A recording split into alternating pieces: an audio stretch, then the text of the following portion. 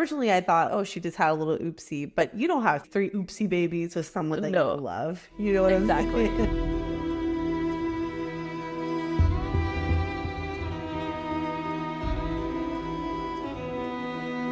Hi, everyone. Welcome back to the Booked on Fantasy podcast. We, Alicent and Larys, are 2 best friends who love to explore the world of fantasy through books, shows, and movies, but with a heavy emphasis on books. Today, we are covering Season 1, Episode 6.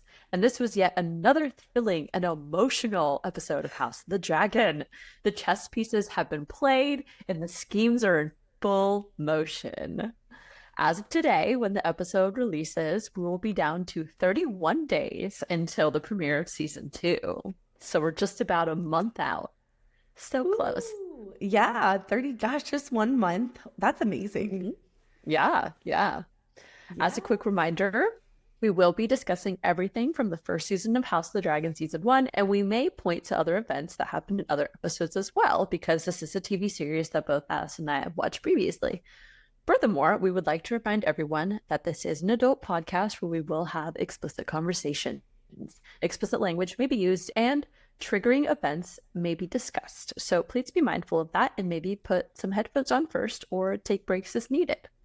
All right. So as far as housekeeping goes, we have released our final episode for Throne of Glass.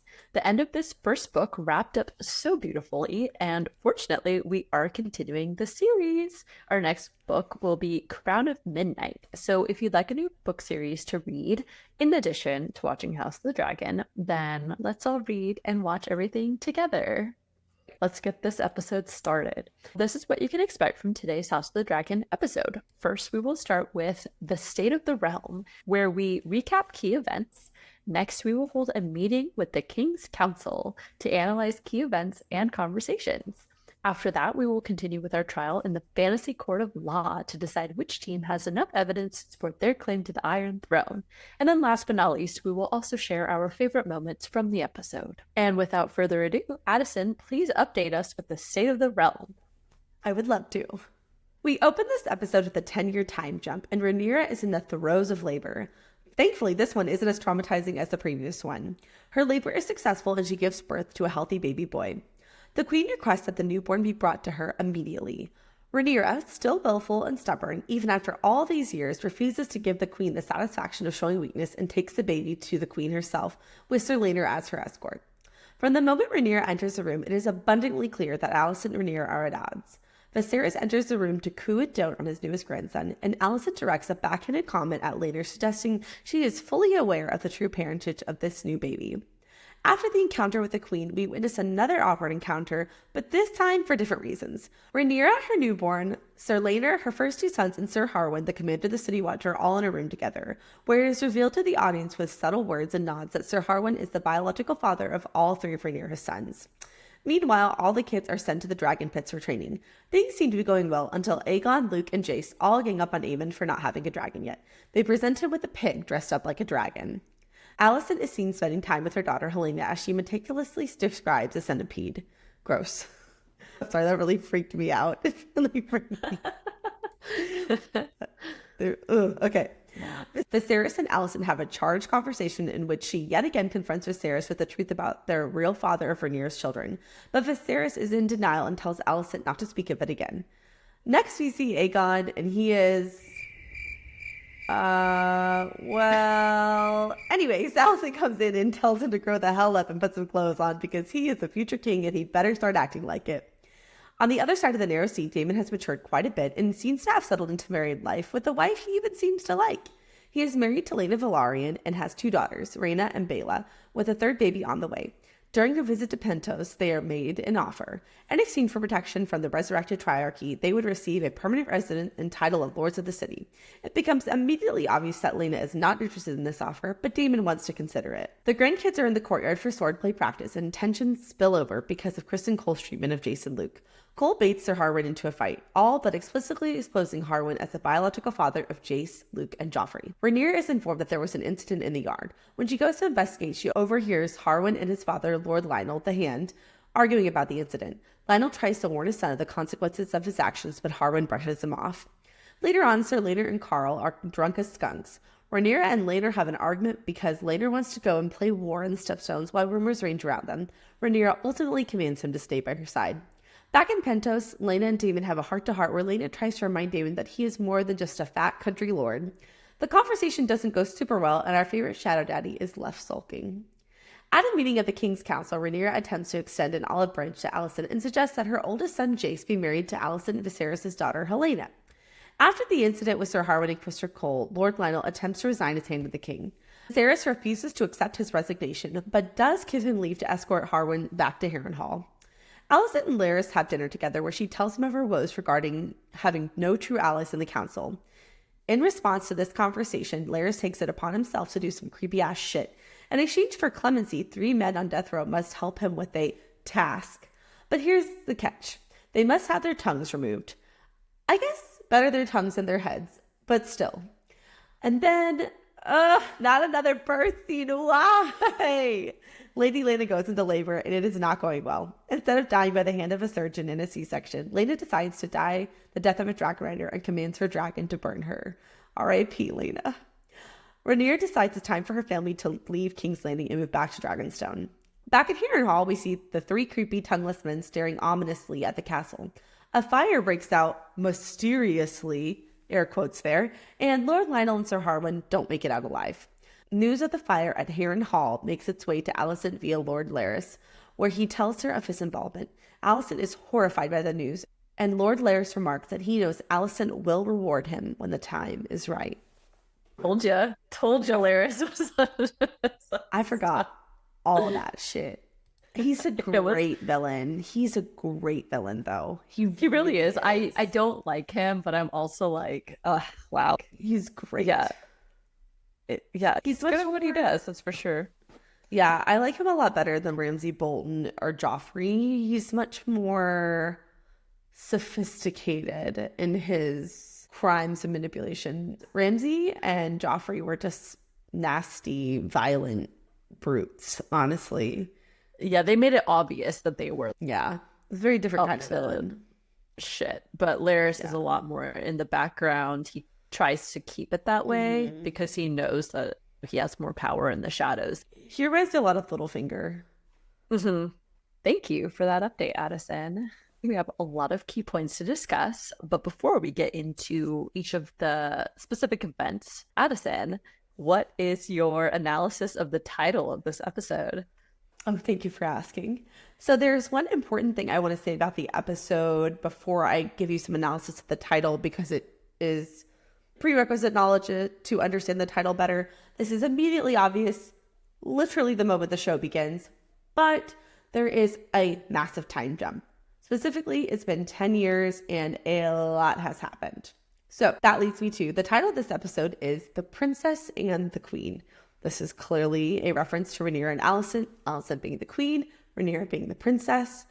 And because of the time jump, there's a lot that occurs off screen, especially in regards to how things have gone for our main characters, Alicent and Rhaenyra.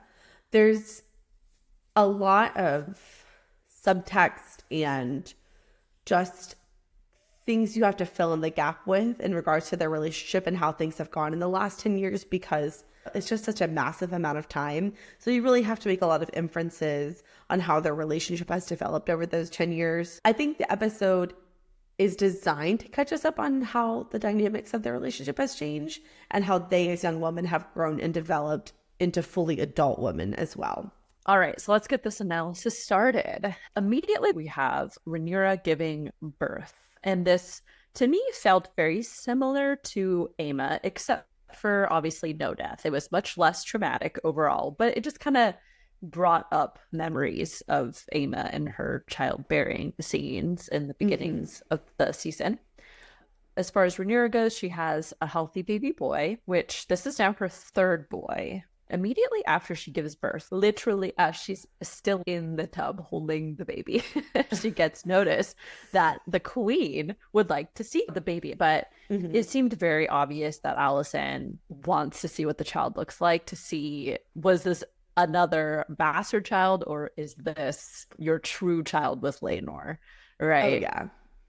I also took it as Alicent just trying to exert power and control over Rhaenyra, because no mother wants to be separated from their newborn, and she has to know that Rhaenyra has literally just expelled a child from her body and that Rhaenyra is stubborn. And so I feel like it's a power play just to sort of dig in the knife a little bit. Oh, absolutely. Because Rhaenyra can't say no. She can't be like, no, not right now. Like, she has to go see her. That's exactly what I felt like, too. But something just kind of comical, which it's annoyingly comical, but it was kind of funny because Rhaenyra just pops in. You know, Rhaenyra's just birthed the baby. She's about to go walk out to go see Alicent. She's struggling, obviously. Oh, yeah. And Rhaenyra just like hops on in. He's like, oh, a boy, I just heard. And he's like, well done. As if she won like some, I don't know, party game contest or something. Yes. Yeah. And I'm just like, what? I was like, first off, what were you doing? And two, how is that all you have to say? Yeah.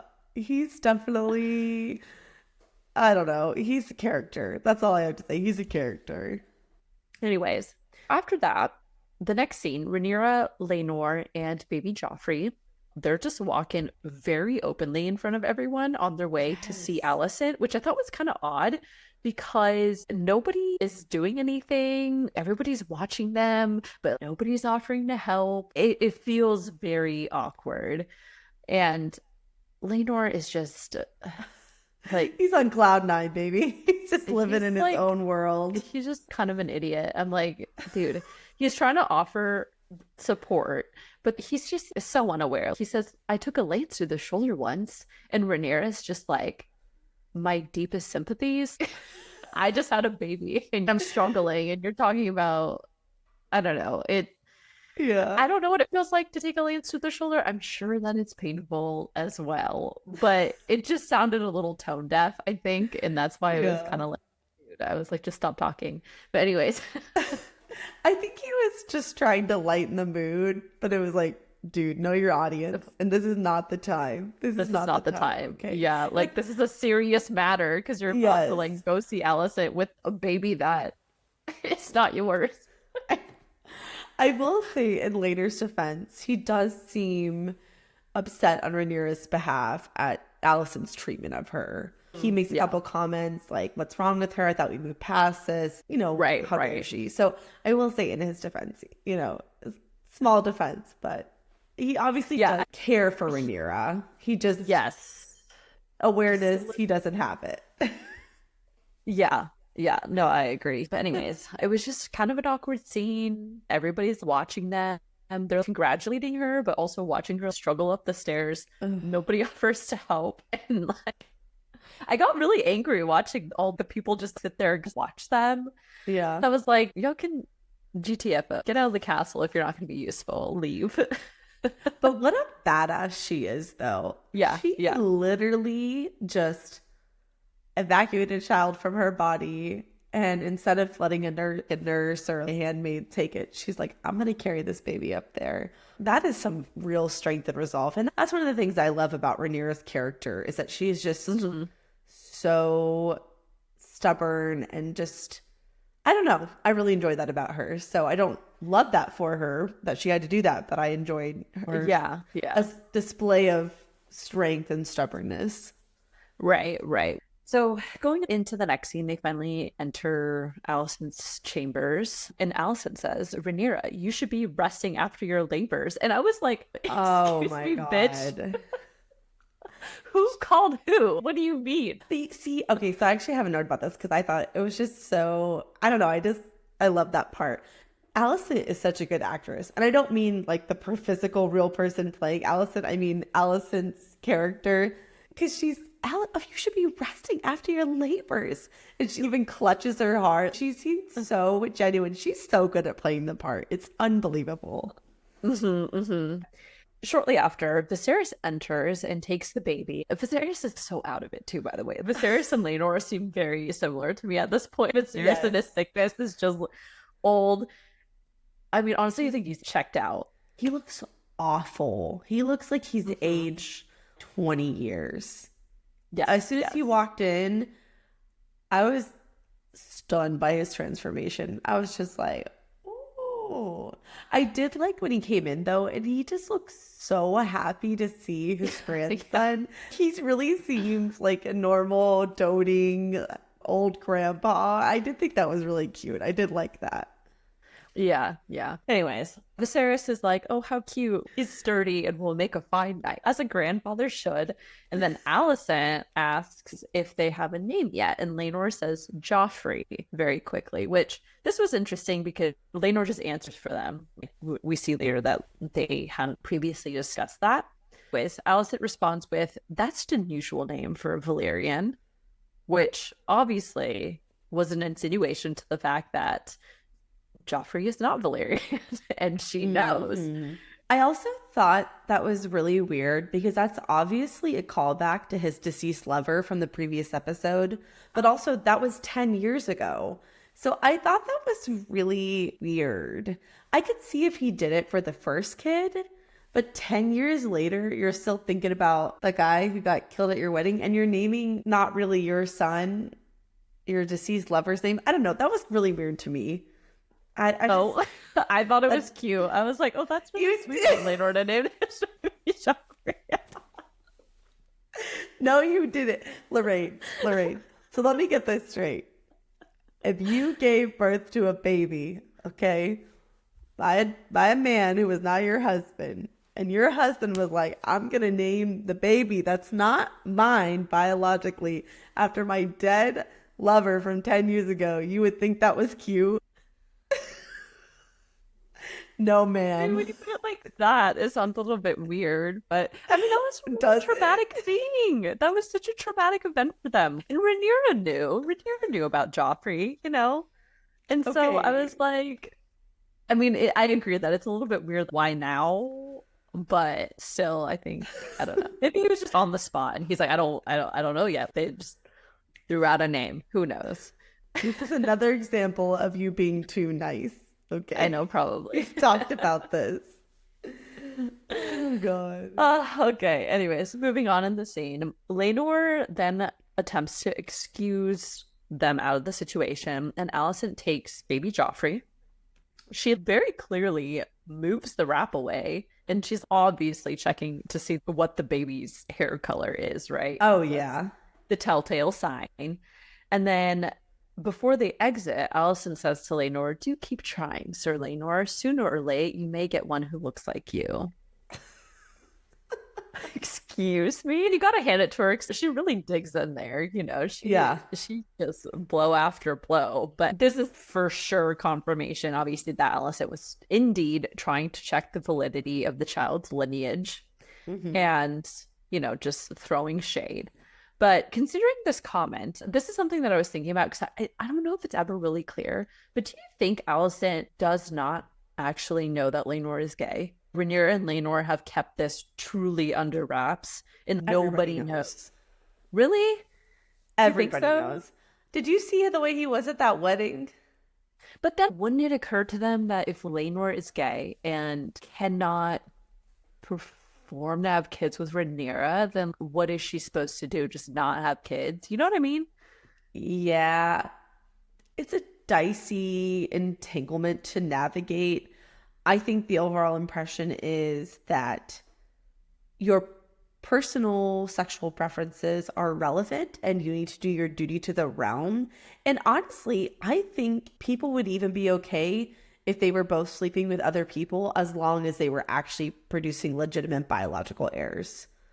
If Laenor and Rhaenyra had been able to produce children that were actually Velaryon and Targaryen, I think people, especially Alicent, would not love that. They obviously have other romantic entanglements, but I think it would excuse the behavior. I think it's because they're sleeping with other people and they're not producing legitimate heirs, and you can't have bastards on the throne. I think is more Alicent's issue.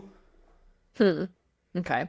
Yeah, I just wasn't sure, because if you did know, wouldn't you have some degree of understanding? I don't know. Yeah. I did think her comment to Laenor was interesting just because it draws such a juxtaposition between the Alicent we knew and the Alicent standing before us. I started thinking about the Alicent from the first 5 episodes, and she was so sweet and wouldn't harm a fly. And then for her to just so brazenly be so ugly is such a huge character shift for her, which I thought was really interesting, even though it's relatively minor cult, but it really does highlight the difference in how she's grown over the last 10 years. Mm-hmm.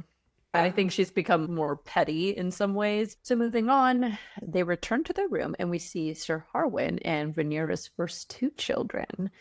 Her boys show Rhaenyra a dragon egg. My only point was this, is that I thought it was really cute that Sir Harwin holds Joffrey. And it's just clear that Rhaenyra and Sir Harwin really do love each other, even though it's a secret relationship. Kind of secret, quote unquote, because a lot of people, I'm sure, about this, but yeah, but it was just cute. You know, in a perfect world, that was supposed to be a marriage match. for Rhaenyra. Yeah, I know, I know. It is really sad because it does seem like they actually do genuinely love and care about each other. Because originally I thought, oh, she just had a little oopsie, but you don't have 3 oopsie babies with someone that you love. You know what exactly. I'm saying? Yeah. So, but it also makes it so much more tragic to see just these brief interactions because they're so short-lived. At least as far as this episode goes. Yeah. So later ushers Jace and Luke out of the room so that Harwin and Rhaenyra can have a moment alone with Laenor's new son, Joffrey. Quote unquote. Yeah. Big quote unquote. And Laenor says that the kids need to go down to the dragon pit. So the next thing we see is all the children are in the dragon pits together. Aegon is there, Aemon, Jace, and Luke. And Jace is working on training and strengthening the bond with his dragon, Fermax. So we can assume that in the 10-year time jump that the egg that was chosen for his cradle actually hatched, and this is Jace's dragon. So it's a pretty cool scene. There's not a lot of analysis to say about it, but it's really cool because we've only seen big dragons. We haven't seen any adolescent dragons. So it's really, really cool. It's just a very brief scene, but I've always found the dragon pit really cool and the masters that help train the dragon, because you can see there's a guy who is instructing Jace on how to bond with Fermax and how to instruct him.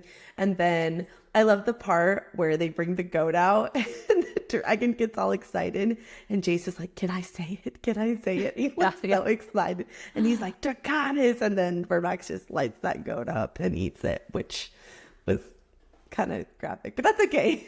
It's very entertaining. I just love dragons. They're just so cool. Heating up his own meal, you know? Exactly. You don't need a microwave because you just bring your dragon. But in this scene, it's super important to note is that Aemon is the only of the 4 boys without a dragon. His egg did not hatch, which we know is relatively common. It doesn't necessarily say anything about the child. If the egg doesn't hatch, they can always bond with the dragon later, which foreshadowing, maybe that will happen with Aemon. Who knows? I thought this was interesting because in my rewatch of this, I always remembered Jace and Luke against Aemon and Aegon. But that's not the case. That's not the dynamic in this scene. It's actually Aegon, Jace, and Luke ganging up on Aemon and making fun of Aemon. They tell him, we have a surprise for you.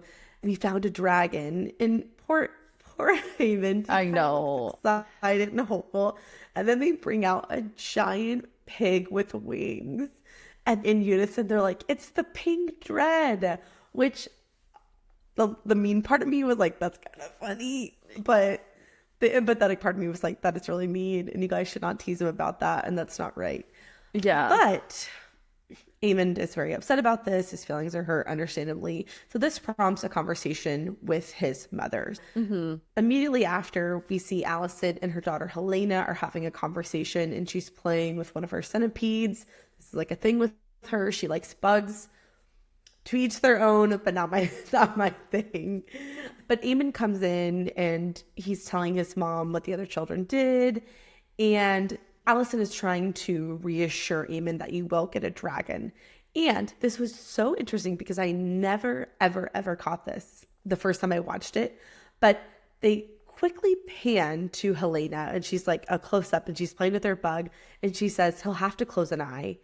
And I know, I was like, wow, I was so proud of myself for catching that. And so this is the first indication and hint that Helena is what they call a dreamer. That was major foreshadowing because we know that once Aemon, there's an incident where he loses one eye and then he promptly bonds Vhagar shortly after that. So I just thought that was really interesting because I think there's a couple of other scenes with her in later episodes where she makes these offhand comments, and in reality, they're actually allusions to future events or things that have yet to occur. So I thought that was really cool and interesting. And I totally missed that my first time. So I was very proud of myself for catching it this time. Oh, yeah. I really skipped over Helena's comments. I heard them, but they didn't make a lot of sense. And then by the time something happens, I'd kind of forgotten that she had already said those things previously. And so it doesn't fully click. But yeah, upon a rewatch, you're like, oh man, okay, yeah, that was so obvious that Helena is a dreamer and she has visions. Yeah. I definitely, in season 2, I'm going to be much more tuned into her scenes and see what she says. So then I'll see if I can make predictions based off of what she's saying. Because I feel like they're probably going to continue to do that in season 2. Yeah, I think so too. So the next scene is a conversation between Viserys and Alicent. And it's promptly after this conversation that Alicent has had with Helena and Aemon. And she starts complaining about the pig brain to Viserys. And she's definitely framing it as Jace and Luke are picking on Aemon. When in reality, Aegon is obviously just as involved, if not more so. She continues on. She's sort of just ranting, and Viserys is kind of like, yeah, okay.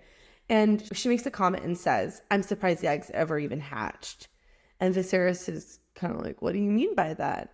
And obviously, Alicent is referring to the fact that they are half strong, half Targaryen blood, which I did wonder about that because obviously their chances would have been better with a Velaryon, but I guess they are still half Targaryen. Alicent's not a Targaryen either. Her kids are also half Targaryen. So why is she concerned? It didn't make sense to me from a plot point because the kids are all equally half Targaryen. So that's true. It wouldn't make any sense for her. And I thought there was something else going on that I just didn't know. I was missing some background information. But if it's about lineage, then I'm talking about your kids are half, Rhaenyra's kids are half. Yeah. I don't know. I didn't even think about that. Good call out. Well, regardless, she uses this opportunity to bring up the fact that Rhaenyra's children are bastards. Okay. There's this famous quote that's in all the trailers, and she says, 1 child like that is a mistake, and 3 is an insult. And Viserys, this scene just really, really shows that he has totally buried his head in the sand. He's in complete and total denial. Viserys has to know. He has to know, and he's just choosing not to, which I can't really say that I blame him, honestly, knowing what the implications and ramifications are if this information is made publicly and it's publicly acknowledged by the king. I mean, I would pretend it wasn't true if I was him too. What does Alicent want him to do? Out his daughter and basically, I mean, they probably wouldn't kill her, but I don't know what they would do, but he's not going to do that. I think in her mind, she's really hoping that they'll get expelled from the castle and the kids will have their title revoked and maybe even Rhaenyra. But yeah, I totally agree that it was kind of ridiculous for her to think that Viserys would have any other opinion other than to back Rhaenyra because the risk is too great, right? If he were to take Alicent's side on this, the risk to Rhaenyra would be of extreme consequence. And so it's better for him to just ignore it and bat off these accusations so that he can protect Rhaenyra. Because again, we know that he loves Rhaenyra more than anyone else. And so he's not going to do anything that's going to risk her life. Yeah. So. Not to mention he's also protecting his grandchildren too. Regardless of the actual father, they are his biological grandchildren. So I'm sure he also wants to protect them as well because it's likely they would at least be dishonored and exiled, or worst case, actually killed. Yeah. Alicent, in our next scene, Alicent and Sir Criston Cole are walking through the hall, and Alicent is openly complaining about Rhaenyra's behavior and how she flaunts her bastard children about, essentially. And both of them are partaking in these open complaints. Criston's really backing Alicent, but through that conversation, Cole also calls Rhaenyra, quote, a spoiled cunt. And oh my gosh, I got so mad when he said that. I am done with Kristen. He needs to get out of this castle. There is nothing redeemable left about him. Officially, I hate Kristen Cole. I do not like his character at all. He's done a total 180. He has no honor left to him. Just leave. Leave the castle. I'm done with you. And same with Alicent, because she's so annoying. Again, it's so jarring to see her character be just so Vicious. so vicious. But also, it's not just vicious. It's not just her learning to play the game anymore. It's her actively just whining and complaining and being really petty about these things. Mean, is she being petty? I think she's Rhaenyra is complaining. I'm like, you're the queen. She could go the Lord Larys route and be much more tactful or have a little more taste in what she's doing. But really, she's just complaining and getting mad that people don't agree with her. And I'm like, ma'am, you're the queen. You have all this power now. You can think, I'm sure you can think of many more clever ways to inflict this damage and not just be so like, I can't believe you're doing this. Complaining to her orphaned nightman who oh man doesn't have anything else to do. And I'm just like, be better. That's really what I wanted to say to Alicent. I'm just like, be better. You could be so much more villainous in a tasteful manner. And this display of her character, I just feel like it's a shame. You could be so much more clever, so much more smart, so much more intelligent about the way that you inflict the damage that you want to see. But instead, she's just complaining and gossiping with Kristen Cole in the hallway. I'm like, what is this? So, just to clarify your position, you want Alicent to just be mean in a smarter, better way. Yeah, because at least then it'd be more interesting to watch. You guys sound like you're two high school children in a hallway. You know what I mean? I'm so glad I let you do this scene. So just two things about this scene. Number one, I'm so glad you took it because I will not say the C word. I will not say it. I could not say it. I wouldn't even I said quote, okay? I don't because care. It was so infuriating. I was like, I know. How dare you? But the second thing that I loved about that scene is after he says that, they both stop walking and pause. And even Alicent looks at him and she's like, excuse me? Because Rhaenyra still is the princess and the heir to the throne, right? And yeah, I mean, even Alicent has lines that he can cross and he's like, oop. It was a real Hagrid moment where he's like, I should not have said that. I should not have said that. I thought that part was really funny. Yeah. I did not feel as strongly about that scene as you did.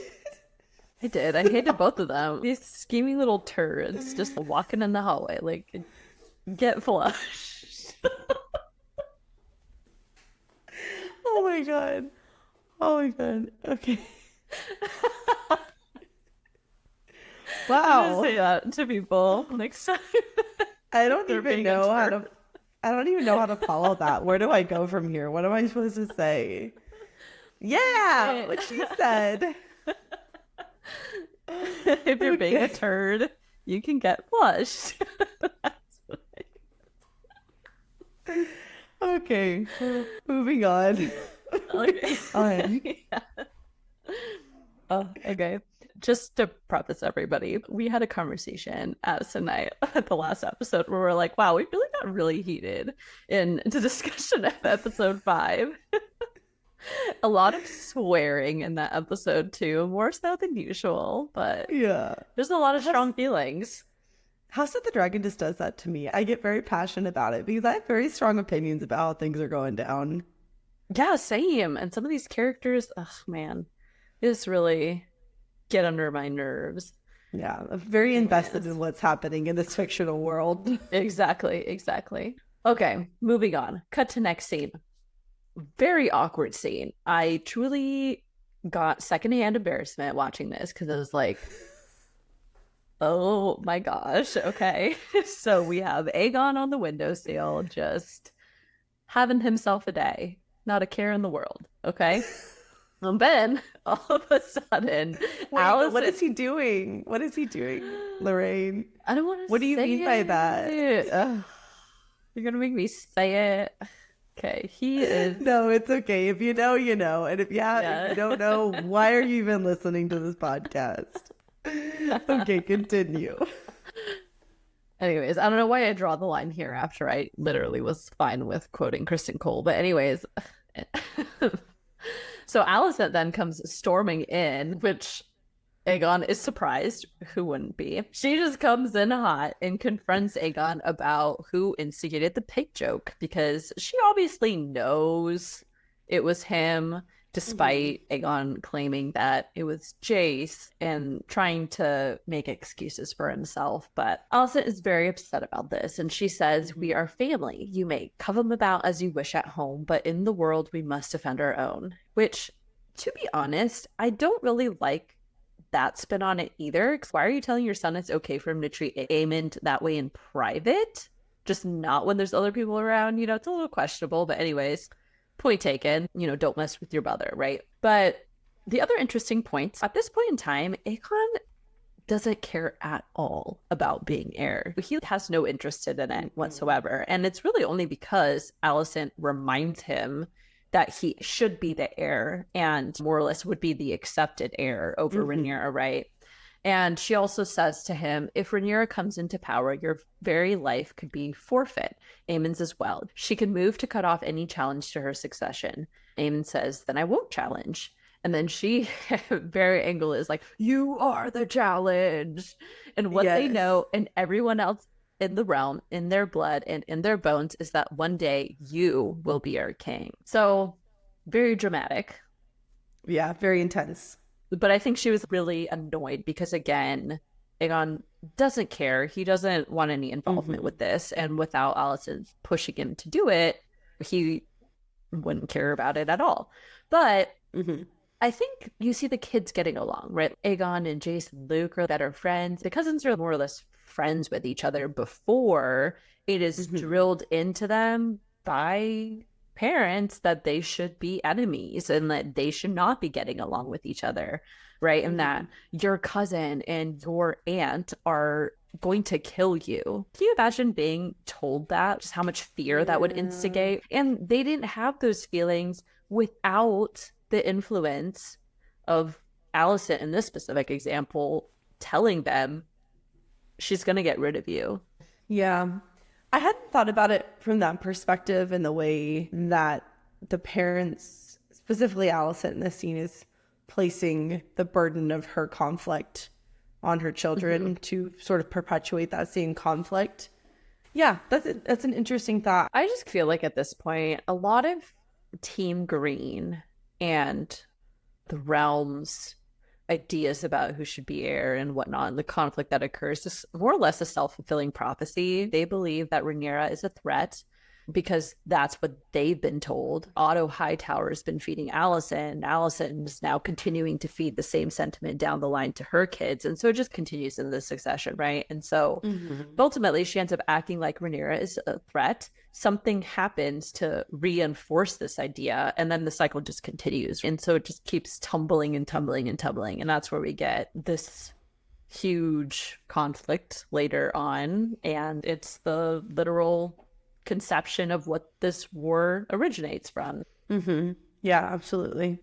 So for this next set of scenes, we decided to group all of Daemon and Laena's storyline together in one conversational block, just because the way the episode is designed, you go back and forth between the two storylines. But in reality, you could almost think about Daemon and Laena's storyline in this episode as their own separate little mini-sode inside of this episode, and then what's going on in Westeros as its own thing. And so we decided this is where in the episode that Daemon and Laena are reintroduced, but we're just going to talk about their entire storyline throughout this episode here, and then we'll jump back to what's happening in Westeros.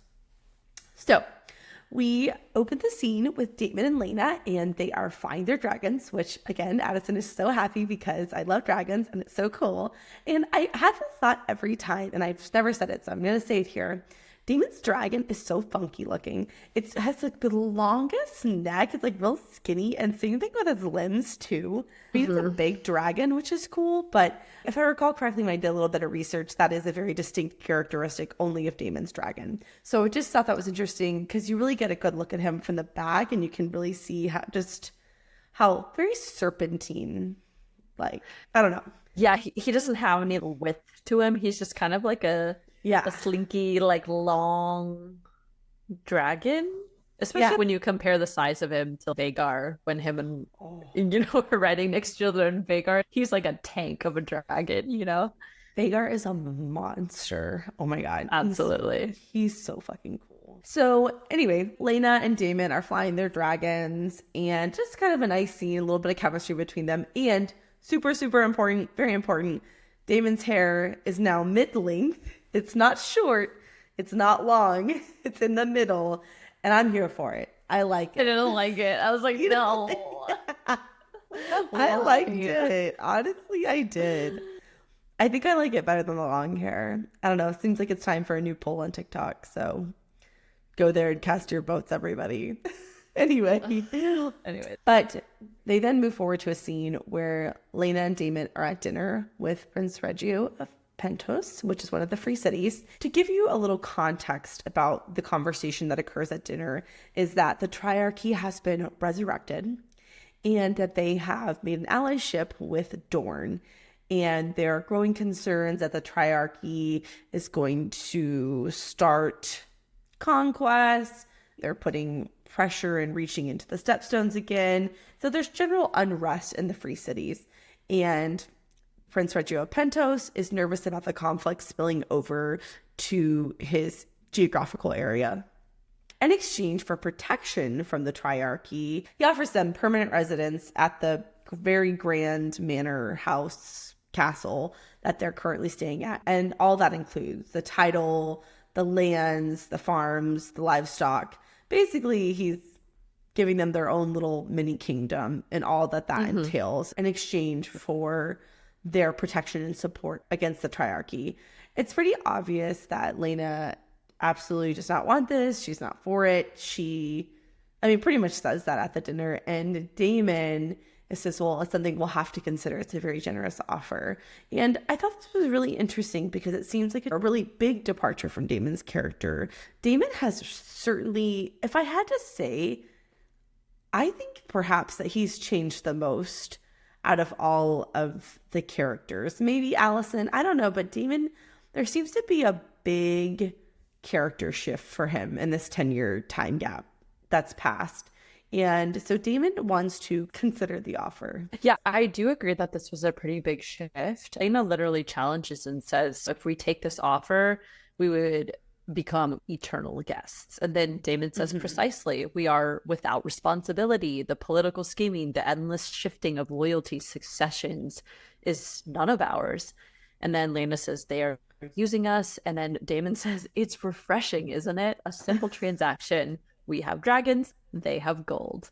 And this is when Laena says after that, we are more than this. We are the blood of old Valyria. But I thought this conversation was really key for understanding Daemon's, I think, true underlying nature. Finally, right? We've kind of peeled back all the layers. We've gotten to the core of what Daemon's foremost motivation is. This is where we learn that Daemon doesn't actually care for the power because it comes with strings attached and the political schemes that you have to play in order to stay involved. Perhaps he did before want to have the power, as we discussed in previous episodes of the way that Daemon is portrayed. We were thinking he did want the Iron Throne and everything. But at this point, now he doesn't want that. And Laena, on the other hand, does want their family to have the status and power. And she really wants her children to be raised back in Driftmark in accordance with their blood right. But the thing that stemmed from this conversation, and it relates back to Daemon's motivations, and that is, do you think that perhaps Daemon's real love for Laena and his family is what instigates this shift towards getting out of the politics and laying low? Does Daemon just want to protect his family because he knows that staying involved with the politics of the houses inevitably leads to death and destruction? That's a good question. I think it's a combination of things. I think you're absolutely spot on. I do believe that he does love Lena. I really do. And as far as his relationship with his children, I'm going to say he does love them. We don't really see him interact with them. There is like one scene, just a brief cutaway where he's helping one of his daughters learn Valyrian. And so he is, to some degree, that we as a viewer can see, engaged with his children. So I think he does absolutely love his children. I do think part of it is, I think Daemon is just a little bit of a softie deep down. And I think that Daemon is a little hurt by the continual rejection that he receives from Viserys and ultimately Rhaenyra in a way too. And so I think it's a combination of things. I think Daemon probably got a little bit tired of just the game in Westeros. He got a little tired of not being recognized for his meaningful contributions to the realm, also not being recognized by Viserys and Rhaenyra. And then I think finding Lena was, I mean, again, we don't get a lot of her, but even in the last episode, she's very exciting. You know, she's very snappy and she's a good match for Daemon in terms of being able to stand toe to toe with him, you know? And so I do feel that, to answer your question directly, yeah, I do think that his love for his family, wanting to protect them, plays a large role in his wanting to stay away from Westeros. Mm-hmm. Yeah. We do have another conversation between Lena and Daemon. This is a one-on-one conversation between the two of them. And they're having a conversation outside on the castle walls. Daemon looks a little sad and kind of contemplative as he sits there. And he's brooding, as all fatties do. Yes. Yes, that's a better word, brooding. And Lena comes out and she asks him if he really does not wish to return to Westeros and speculates that he doesn't really enjoy Pentos at all. And if he did, he would be out in the city, not inside studying dragon lore and not sleeping. I thought that was very insightful on Lena's end to notice that about Daemon, because I think she's absolutely right. I think Daemon does want to be involved. Yeah, I think Lena is very insightful to who Daemon really is. She even says, you're more than this. You're more than this life in Pentos, hanging out in the castle, doing nothing. And I think that Lena really does know Daemon's heart and character and who he really is. I think that Lena is a really good counterbalance for Daemon and his brooding ways. And I'm sad that Lena doesn't make it.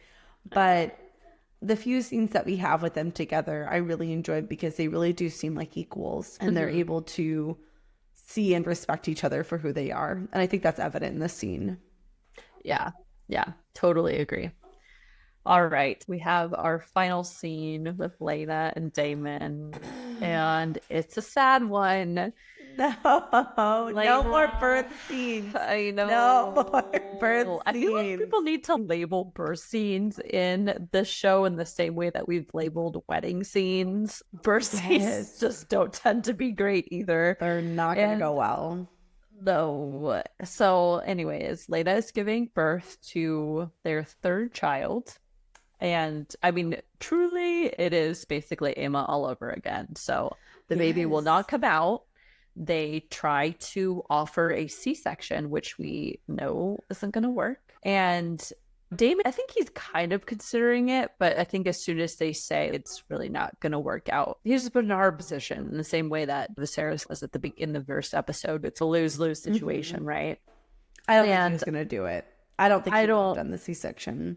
I don't think he was going to either, but he was really like, what do I do then? You know? Yeah. How are you supposed to make a decision knowing that it's a lose-lose situation?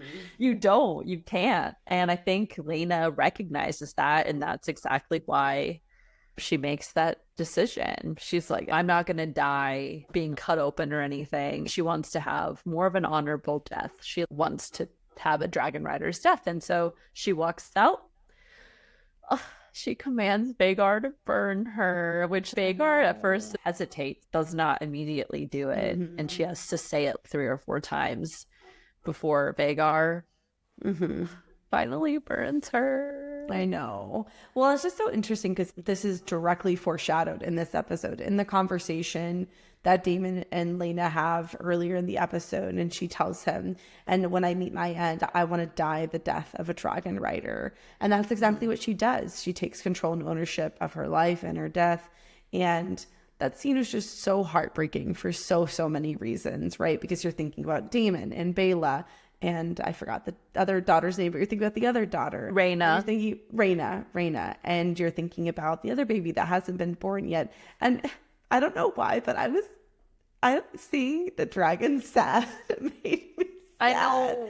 Because he really didn't want to do it. You could see that he was making those sad, like, noises. Yeah. And he really didn't want to do it. But ultimately, he obeys. And Lena is no more, which is really disappointing because she would have made an interesting player in the events that transpire later. And because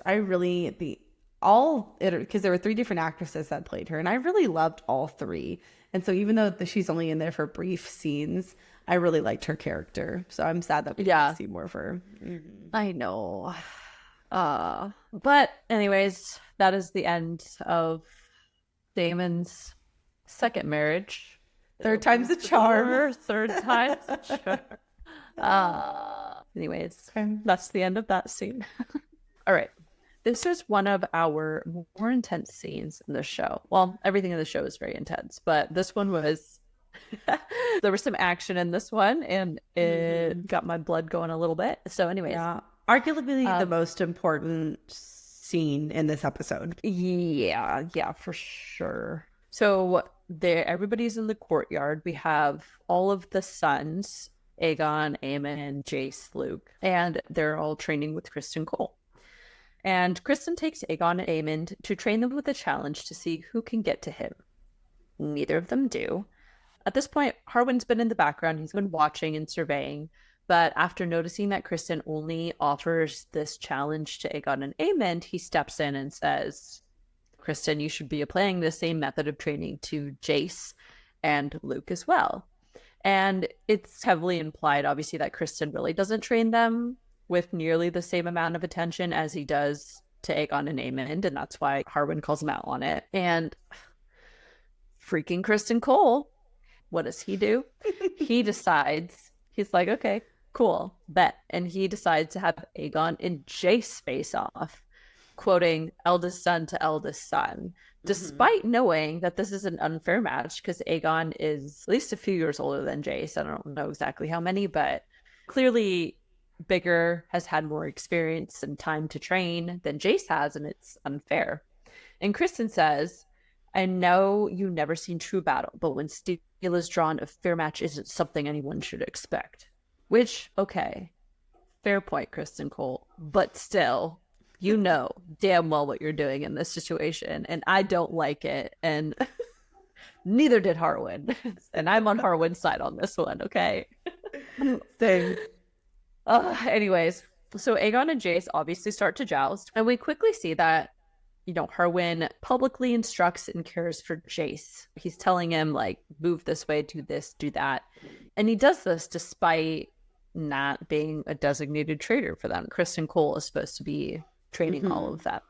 Yeah. And Aegon continues pushing. Even after Jace is down, he gets him down on the ground pretty bad. And then at that point, Criston commands him to keep going with it, despite the fact that he's lost the battle. But Criston keeps egging him to keep going beyond the end point. And this pisses Harwin off. And Harwin interferes. He throws Aegon off of Jace. And Harwin basically yells at Criston, is like, is that what you teach? Cruelty to the weaker opponent. And then Criston baits him. Harwin takes the bait and immediately loses his cool. And Harwin beats the shit out of Criston Cole, which I thought was deserved and hilarious, but also really freaking bad, because if people didn't already suspect what was going on, it is more than obvious now. It's point blank confirmed, which is exactly what Kristen was trying to do, right? He was trying to bait him into Oh, yeah. making a scene and making it obvious what his relationship really was. And Harwin took the bait. And it's really unfortunate because everybody saw it, everybody knows, and Yeah. not good. Not good for them. Yeah, I had the exact quote. He says, "Your interest in the princeling's training is quite unusual, Commander. Most men would only have that kind of devotion toward a cousin or a brother or a son." And you can just see the look on his face. He's waiting. He's waiting for Harwin to respond. And I also think it's pretty evident that Cole is really just trying to bait him into a conflict because Cole does not fight back at all. Cole is in the King's Guard. He's obviously a very skilled fighter. It probably would have been a comparable fight. I don't think he would have whooped Harwin's ass because Harwin seems like he can hold his own too. But he literally just takes it. He just literally lays there with his hands like this. And I think he's doing that to purposefully bait Harwin and show his hand. And Harwin's an idiot. And he took the bait. I know. So we have this incident in the courtyard. Rhaenyra ends up being notified of this incident, and she proceeds to go see what's happened. As she's making her way through a staircase, she's in the staircase, and she overhears Lionel and Harwin arguing with each other. And Lionel is like, "You have laid us open to accusations of an uglier treachery." And Harwin is still trying to play it like he doesn't know what's going on, even though it's pretty obvious.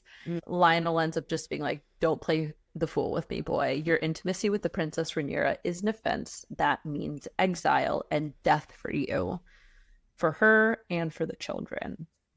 It's become clear that Lionel has been aware, I think, of this for quite a while and didn't say anything about it because he was trying to keep it under wraps. I thought that this conversation was extremely concerning because through it, too, we also learned that Viserys is really the only person that is protecting the Strongs and the kids, because it's literally only because Viserys says, no, that's not true. I mean, honestly, he's the only armor shield protection that they have. Yes, I think everyone goes along with it because Viserys, the reigning king, continues to go along with it. And if they make the accusation, Viserys could then order them for slander. So it's kind of an impasse that no one can really say anything because Viserys refuses to acknowledge it. Yes, exactly. But I think that this scene was also really interesting. It was shocking for Rhaenyra to hear too, because I think it really solidified the reality of their situation, because everybody knows you have not kept this under wraps. It's not a secret. It's out there. Yep. Everybody knows. So after Rhaenyra overhears the conversation between Lionel and Harwin, she is back in her rooms, and a very drunk Rhaenyra and Carl burst in and interrupt her. They're very intrusive, and Rhaenyra is obviously irritated by this interaction. She's not in a good mood, understandably. She's just given birth. She's dealing with incoming breast milk, which for all my moms out there who are breastfed or given birth, it's not a pleasant experience, okay? It can be very painful. So understandably, she's in a postpartum rage, okay? Things are not going well for her. So I have a lot of empathy for Rhaenyra here. But Laenor, the conversation, he's in a very drunken sort of dialogue, but he says that there's conflict arising in the Stepstones and he just really needs to get away just for a few months because he's a warrior, he's a soldier. And I roll here. Okay. And Rhaenyra is not about this. She does not care at all. And she kind of gives him a dressing down. And she just tells him, look, you've been doing what you want for the last 10 years. And that's fine. And she doesn't begrudge him of his actions and his choices. But she needs him to be by her side and be supportive to help keep the family stable and combat all the rumors that are spreading. And so ultimately that conversation ends in her commanding him to stay in King's Landing at her side.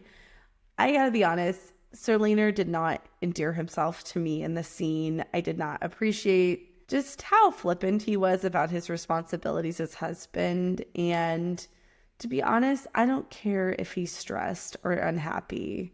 Like, buddy, we got a lot bigger things going on. Yeah. And he gets to do whatever he wants. He just drinks and finds paramours everywhere. So later on, Rhaenyra attends a council meeting, and Lord Lionel is there, Viserys, Alicent, a few other members of the council as well. And they're discussing things that are going on in the realm. There's a mention of the triarchy and the stepstones. And there's a little bit of a conversation about how they decided to handle the stepstones after Daemon defeated the crab feeder. And you can see another power struggle between Alicent and Rhaenyra. Rhaenyra makes a comment that she feels that they just abandoned the stepstones, and that's why they're having issues again, that they should have fortified it with building a garrison and leaving some soldiers there to protect it, which I'm not actually sure who I agree with. Alicent said something to the effect of, we couldn't afford it. We have deep coffers, but not that deep. And it's not necessarily worth the crown's money to defend the stepstones. And I don't know enough about the politics to really tell you who's right. I think both of them make fair points. But what's more important is that they're having this open, almost hostile disagreement in front of other members of the council as well. Mm-hmm. So Viserys dismisses the council, and right as they're getting up to leave, Rhaenyra says, "Wait, I wish to speak." And I feel this is Rhaenyra really making a last-ditch effort, almost a desperate effort, to patch things up with Alicent, to hopefully smooth over the things that have occurred, and hopefully, I think, take some of the spotlight off of her relationship with Sir Harwin. But she says, "I have felt the strife between our family," and she apologizes for what she and her family has done to offend Alicent. Mm-hmm. And so she proposes that Jace be betrothed to Helena, which is Alicent's only daughter. And in addition to that, if Syrax brings forth another clutch of eggs, then Aemon can choose from them, because as we know from early in the episode, Aemon does not have a dragon yet. And Viserys is delighted by this. You can just see, like, this is great. I love this. Yes. And not only does Alicent, and it's just, there's something about that is so, it just stings. Maybe it's just, I don't know. I wonder if it's because I feel between Alicent and Rhaenyra, there should be, it's like Alicent crossed a line. There should be this camaraderie. And one thing is that we're going to not do is call each other out on biological things with our body that we cannot control. And even that, it's like she wants to embarrass Rhaenyra in front of everyone. And that's just really, I like Alicent. I don't always agree with her, but I do understand why she does a lot of things she does. But even I thought that was kind of a low blow for her. And so I just did not really appreciate that. But it does frustrate me, more importantly, because yet another marriage proposal that basically would have solved everything. Had Alicent agreed to marry Jacaerys to Helena, it would have solved all of the problems, because one of Viserys' children, quote unquote rightful heir, they can rule together. I mean, there may have been some pushback because Aegon is the male heir, but I feel like it could have potentially avoided conflict had that betrothal gone through. And so I had to ask myself, why can't Alicent even reasonably consider it? Because we see in the next scene, she's like, it ain't happening. And it's really just because she wants to get back at Rhaenyra and punish Rhaenyra for her choices with Sir Harwin. Which does not make sense to me. It didn't even have anything to do with her. A lot of Alicent's internal resentment is about things that were done to her by other people. Other people forced her into these positions, made her become married to the king and push out these plans, push out babies, etc., etc. But that wasn't Rhaenyra. And I think she really just resents Rhaenyra because Rhaenyra's had freedom that she has not had. But I do agree that Alicent's lack of response and her decision to defer on a decision speaks volumes. She has had years to think about the future of her children and instigate a lot of fear-mongering within herself and her house, honestly. And she wants to consider her options before agreeing to anything because she really does not trust Rhaenyra. I don't think she has for a very long time, and I'm not sure if she will. She really believes that given an opportunity, Rhaenyra will get rid of her kids or find a way to get rid of them, and she is just unwilling to listen to anything that Rhaenyra proposes or offers, which is just really petty. I don't like it. So after the King's Council scene, we cut to a scene with Lionel and Viserys and Alicent present. Lionel comes in and he attempts to resign as Hand of the King because of what happened with Cole and Harwin in the courtyard. However, Lionel refuses to say specifically why he's resigning. It's obvious that Lionel feels he needs to resign because he feels he cannot be impartial because it is known that Harwin is the father of Rhaenyra's children, and therefore he can no longer give impartial advice to Viserys. However, he dances around this phrase and doesn't want to say it, and Alicent even tries to pressure him into saying it, and he just won't. And so ultimately, Viserys denies his resignation. He does not accept it. But Lionel asks for permission to escort Harwin back to Harrenhal and then eventually come back. And Viserys grants him leave. And of course, we know this sets us up for just a few scenes from now where it does not go well for Lionel and Harrenhal. Yeah, I respect Lionel for deciding to try to resign and everything. Although, I mean, realistically, you probably should have done it sooner. Yeah.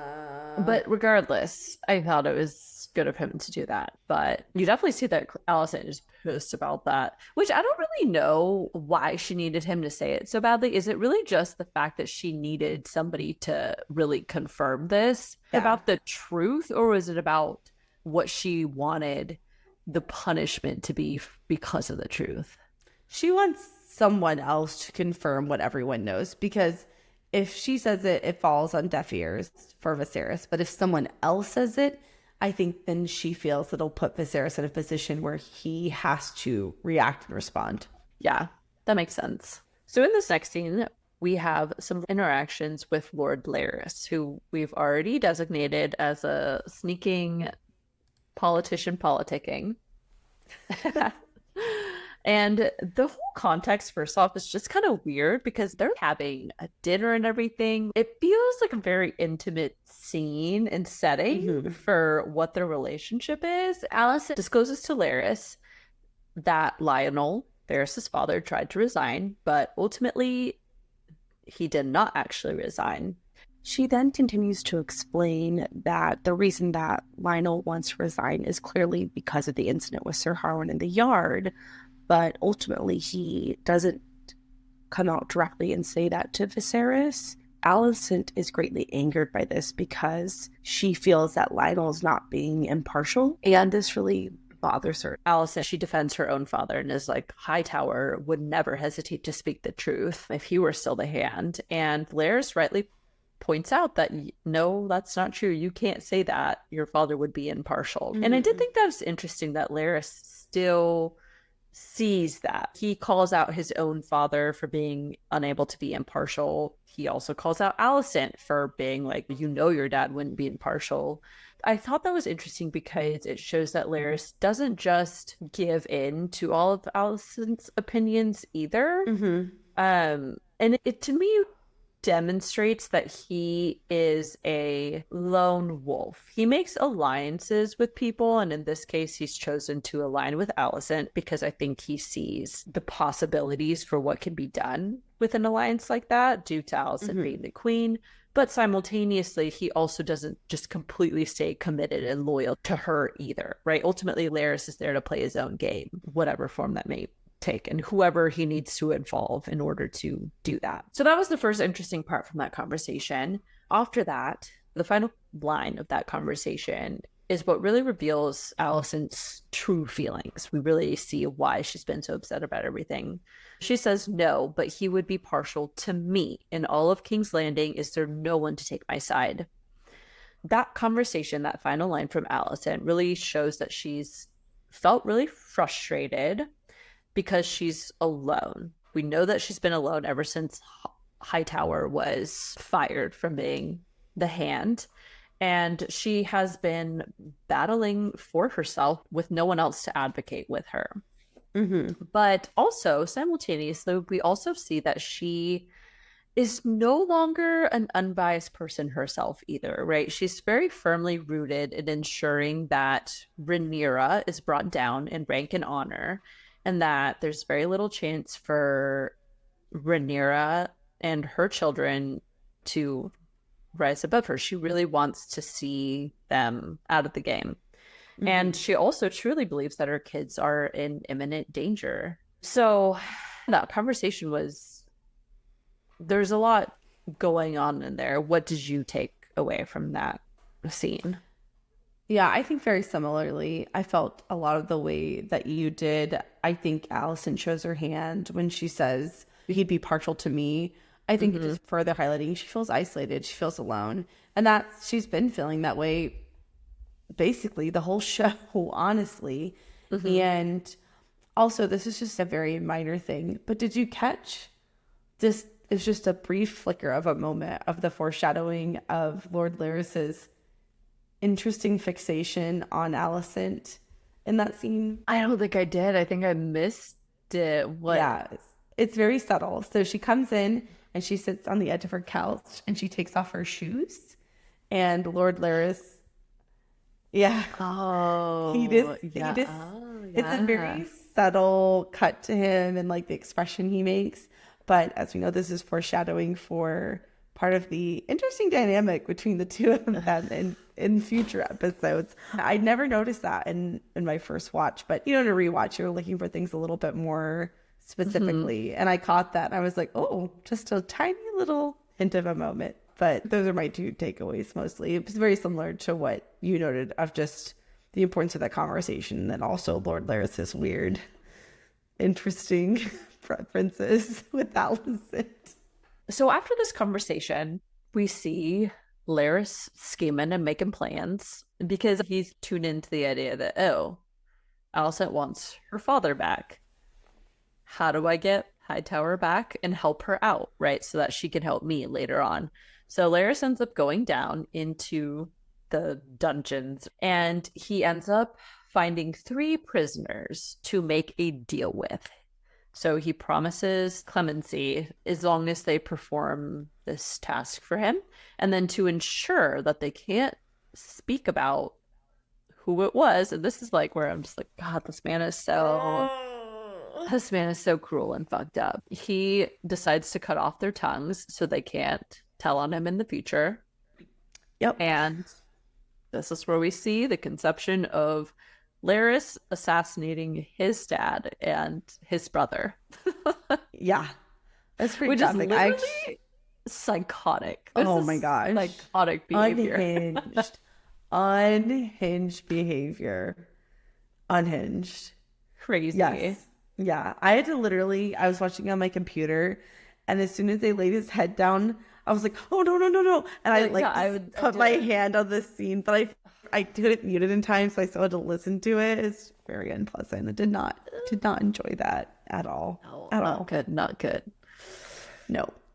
So we cut back to Rhaenyra, and she approaches Rhaenyra in the courtyard, and he's fencing with Carl, who we know is his current paramour. And really, there's not a lot of analysis for this scene, but just that she tells him that they're going to go back to Dragonstone, that they're going to leave King's Landing. And then we see at the very end of the episode, they all arrive and they're looking at Dragonstone, and that's where they're going to live for the foreseeable future. We also see Harrenhal. We see Lionel and Harwin arrive at Harrenhal, and in the distance, you see the prisoners with no tongues watching them arrive ominously. They're very foreboding. They look really creepy. They're in those freaking cloaks too. Like, yeah, and they have the little cloaks. And they have the little bug pin, the same thing that Larys has. That's what I thought it was to be. Larys, the same thing Larys has on his cane. So yes. Lord Lionel is awakened because he smells smoke. He starts coughing, and then he hears Harwin's yelling on the other side of the door, "I'll burn to death, I'll burn to death." Lionel frantically tries to rescue Harwin, and also himself. And I was a little confused on how exactly these guys pulled it off. Like, they barricaded them in their rooms. They had adjoining rooms, and they couldn't get in or out. I don't know. The logistics of it was a little odd to me. I'm not going to dwell on it. I'm just going to enjoy the show. But Harwin and Lionel are dead. They burned to death. Yep, they're gone. Very sad for Rhaenyra, and obviously her/his children. But yeah, they're gone. So this is important because it sets us up for an empty spot for a new hand at the king. And gee, I wonder who might fill that position now. So the final scene of this episode is really, really cool. They pan from different shots of Viserys and Harrenhal and Alicent and Rhaenyra and everybody kind of where they end up at the end of the episode. And it's overlaid with a quote from Larys. And I thought this quote, first of all, is just excellent writing, and it's directed really well and it's delivered really well. But secondly, I feel that the quote is thematically representative of the entire episode. So I'm going to read it for you. Larys says, "What are children but a weakness, a folly, a futility? Through them, you imagine you cheat the great darkness of its victory. You will persist forever in some form or another, as if they will keep you from the dust. But for them, you surrender what you should not. You may know what is the right thing to be done, but love stays the hand. Love is a downfall. Best to make your way through life unencumbered, if you ask me." And so when you break down this quote, essentially what he's saying is that children are a weakness, and that in his opinion, it's better to go through life without that weakness, because when you're faced with a difficult decision in your life, instead of doing what is the right thing for you, you will often make a sacrifice for your child, which seems accurate. It's fair, right? People make sacrifices for their children because they love them and they want what's best for them. And I thought this quote so perfectly encapsulates really the entirety of the episode. You have all these characters who are making all these decisions and sacrifices for their children, right? You have Viserys, who's turning a blind eye for Rhaenyra. You have Alicent, who is maneuvering her way to help Aegon get on the throne. You have Lionel, who's looking the other way from Harwin's discretion and ultimately resigns his position to protect Harwin. You have Rhaenyra, who takes her kids to Dragonstone to protect her children. You even have Daemon and Laena making decisions and sacrifices for their children. And so I thought that thematically was just really beautifully representative of our adult characters and the decisions they make, and ultimately how it impacts the children, because the children are the ones who really feel the impact of these decisions. And we're going to see that as the show progresses. And I imagine a significant amount in season 2 as well. But in this scene, Larys reveals to Alicent what he did at Harrenhal, what he orchestrated. And ultimately, Alicent, I think it's pretty clear from this interaction that she had no idea what was going on. She was not involved in that at all. She seems genuinely horrified by Larys's actions and pretty much verbatim says, "I did not wish for this. I did not want this." And Larys is just, he's so slick and oily, and he's really, I don't know, he's a great villain. And he says, "When the queen makes a wish, what servant of the realm would strive not to fulfill?" And then he goes on to say, "I know you'll reward me when the time comes." And then the very last action in the scene is he plucks a flower from a vase nearby and smells it. And I was very proud of myself. It is the same flower, the same rare flower that in the previous episode when he first, from the Godswood, when he says, I think it's Malvolio's. Malvolio's. I looked it up. I typed it. Wait, now I'm not sure. Now I'm tripping. Malvolio's? Wait, Malvolio's? It's the okay, whatever that stupid flower's name is. It's the same flower that he's talking to in reference to Alicent way back when he first talks to her in the Godswood, when he says, "Oh, a rare bloom indeed. Rare bloom, shouldn't thrive here," but it does. And it's the same flower that he then plucks and smells. And I feel like that is such a symbolic representation of how their relationship has progressed, because Alicent is meant to be the flower, right? And so now he plucks the flower and now he's in control of the flower. I just thought that was a really nice touch by the director to add that into that scene, because it's such a powerful scene. And it really shows how the power dynamic shifts between Alicent and Larys, where first she was in control, but now Larys has this not quite blackmail level information on her, but it shifts the pendulum of power more towards Larys, I think. I really feel like Larys has always, he's played the game from the beginning, and Alicent thinks in some circumstances that she can use him, but really he's always been using her the entire time. Oh, yeah. So- I think it's all very purposeful orchestration on Larys's part. I'm really interested to see how his storyline and his plans continue to unfold in season 2. So, as promised, we are nearing the end of our episode, and it is time for the Fantasy Court of Law. Where do we stand currently? All right. So for Team Green, Rhaenyra has quite obviously in this episode committed an act of indecency and of sin. And that is having a romantic and intimate relationship with someone who is not her husband. And not only that, but bearing not 1, not 2, but 3 children. And of course, I'm talking about Sir Harwin. He is the biological father of her children. This is basically talked about the entire episode.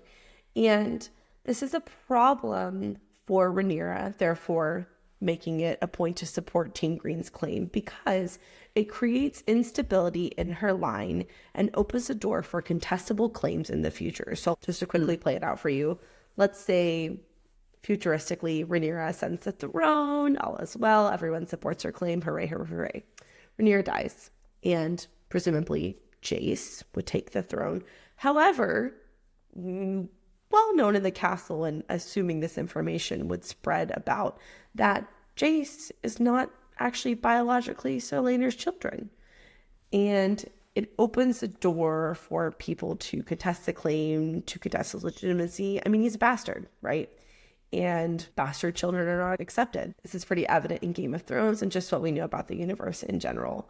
So the counterpoint to that is that in support of Alicent, she has 3 legitimate children. She has 2 males and 1 female. So she has an heir, a backup heir, and technically you can even count Helena as another heir to the throne if we're entertaining the world in which women are now suitable heirs for the throne. And so all of that information combined really creates instability for Rhaenyra and makes her hold on the throne a little more tenuous than I would say Team Green's at this time.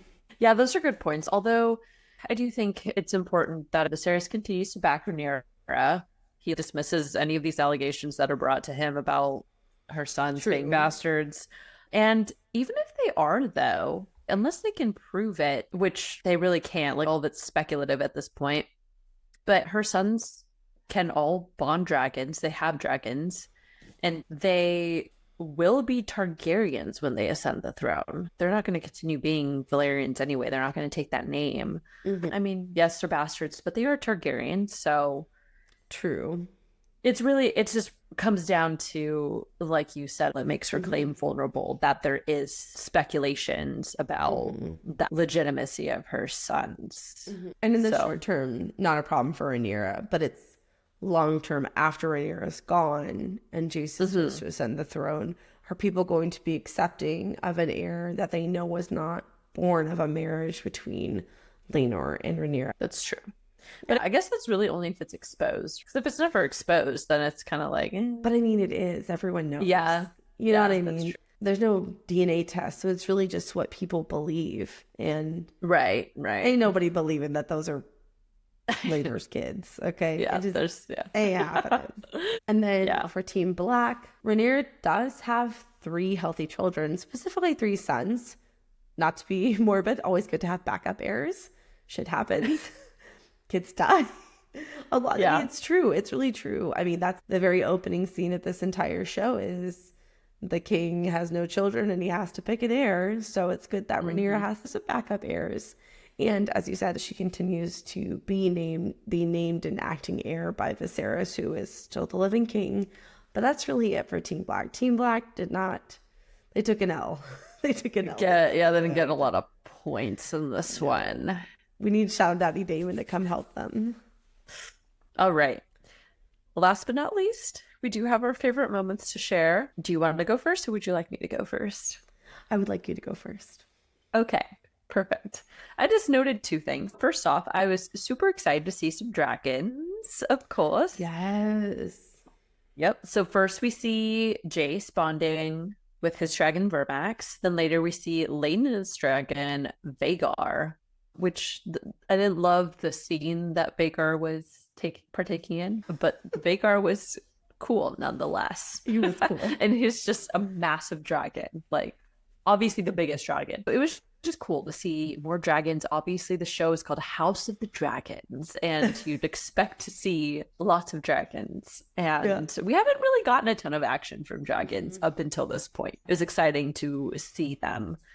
And then my second point, I know this was dumb on Sir Harwin's part, but I did really like that he defended Jace outside. It puts him at risk, but I was really just like, oh, he really cares about his kids. And so it was just really sweet. So I wasn't going to let freaking Kristen Cole treat his kids like that. For real, though. For real. Yeah. Yeah. So yeah, those were just my two. What about you? Like you, I love dragons. I really liked specifically the scene with Chase and the dragon pit with Vermax and getting to actually see the dragon do something besides fly, which was cool. I love in the moment when Alicent and Cole are walking and he calls her a spoiled C word, because I will not say that word. And just the way they both stop in the hall and they're like, oh, we just crossed the line. It took it just a little too far, because Alicent is like, Yeah. You can't say that. She's the princess. You can't say that. I like that Cole gets a little in trouble a little bit. And then, this actually made me laugh out loud. When Alicent is walking with Viserys after Rhaenyra proposes that Jace and Helena get married, and Alicent is like, absolutely not. It's not going to happen. And she says, I will not have my only daughter married to one of her plain-featured sons. Yeah. You think Plain she's gonna say, featured. like, you think she's bastard or whatever. She's like, to one of her plain-featured sons. In a way, that's also very insulting too. Yeah, it really is. It really is. Really funny. And then last, of course, not least, the whole scene with Lady Lena and Vhagar and her death. It's just gut-wrenching. Just emotionally damaged me. I have never fallen in love with a character and been devastated so quickly. And just the way the dragon, I don't know why, it made me sad to see the dragons. Yeah. That was hard.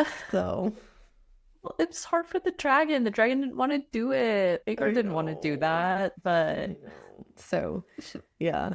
So there were lots of kind of fun moments. Besides that, it wasn't fun, but lots of just kind of funny moments, looks in this episode. So a little bit lighter than the last episode, that's for sure. Little. They're all just pretty heavy in their own ways at this point, but that is all. Thank you all so much for joining us for another episode of the Booked on Fantasy podcast. As always, we would love to hear your thoughts. So if you enjoyed this episode, please subscribe to the podcast, leave us a review, or send us an email with any insights you would like to share and join in the conversation with. If you would like to keep up with us on other platforms, then all of our socials are linked below in the episode description. That's all that we have for you guys today. So stay nerdy, everyone, and we'll catch you all next week for House of the Dragon episode 7. Bye. Bye. Uh-oh, I think I messed it up already. Damn. Sure. Hold on, I think I typed it wrong. And so Daemon wants to consider the offer. Oh, yeah, the prison scene.